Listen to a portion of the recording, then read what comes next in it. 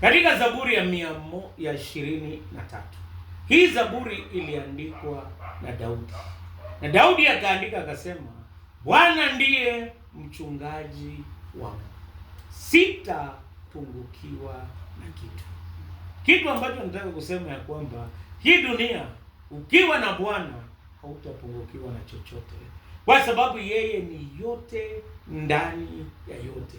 Ukiwa na Bwana uko na yote. Kwake kuna msamaha wa dhambi, kwake kuna kuinuliwa, kwake kuna kutosheleshwa, kwake kuna kushibishwa. Na nikiwa na Bwana, Daudi alikuwa mchungaji na akajua kwamba vile mifugo inavyotegemea mchungaji, na akajifananisha na mfugo, na akasema ya kwamba Bwana akiwa mchungaji wangu sitapungukiwa na kitu, kwa sababu kwa malisho uniongoza. Yeye anakutana na mahitaji yetu, yeye anatubariki, yeye anatusaidia.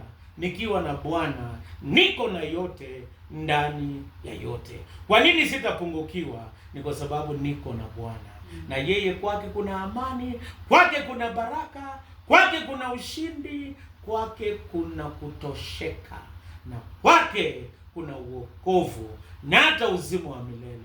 Kila wakati wacha Bwana awe mchungaji wenu na msikose chochote, kwa sababu mkiwa na yeye hamuhitaji chochote, muna yote ndani ya yote.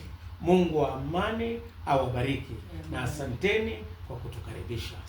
Baba mwenyezi na mwenye rehema, kumbuka kusikia maombi yetu.